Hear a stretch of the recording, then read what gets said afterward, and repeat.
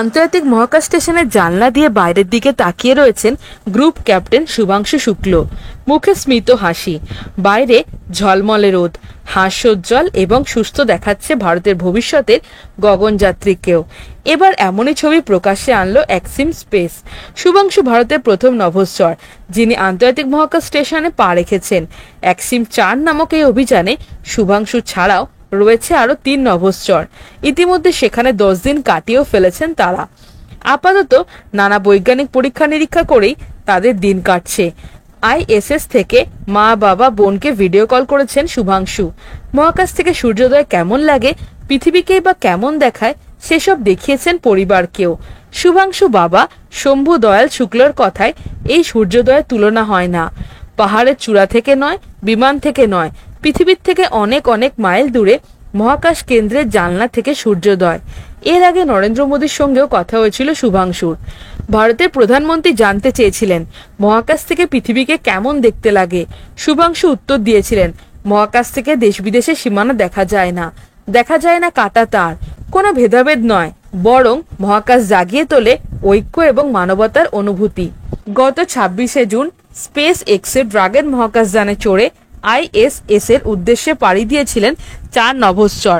Crew commander পেগি উইটসন, mission বিশেষজ্ঞ স্লাউস উজানস্কি, টিবার কাপুর এবং pilot Shubhanshu.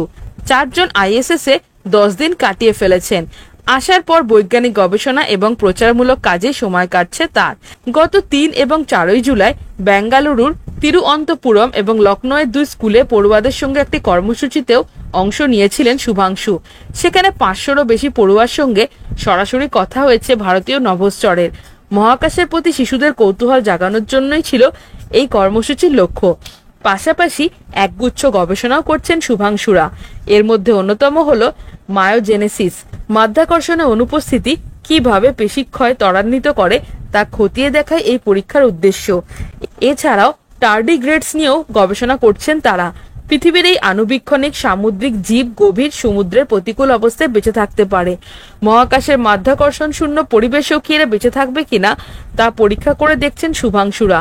তাছাড়া মাইক্রো অ্যাংলি, ক্ষুদ্রাতি ক্ষুদ্র শৈবাল ও সায়ানোব্যাকটেরিয়া, সালোক সংশ্লেষে সক্ষম ব্যাকটেরিয়া মহাকাশে কেমন আচরণ করে তাও দেখা হচ্ছে। বিজ্ঞানীদের দাবি, দীর্ঘ মহাকাশ অভিযানে অভিযাত্রীদের খাবারের যোগান, প্রয়োজনীয় পুষ্টি সুনিশ্চিত করা এবং সর্বোপরি প্রতিকূলতার মধ্যে জীবন ধারণের উপায় খুঁজে বার করতে সাহায্য করবে এই গবেষণা।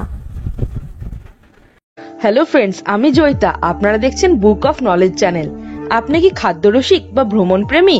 তাহলে নিচে দেওয়া ডেসক্রিপশন বক্সের লিংকে ক্লিক করুন আর রহস্য, এডুকেশন, অ্যাডভেঞ্চার রিলেটেড ভিডিও পেতে আমার চ্যানেলটিকে সাবস্ক্রাইব করুন।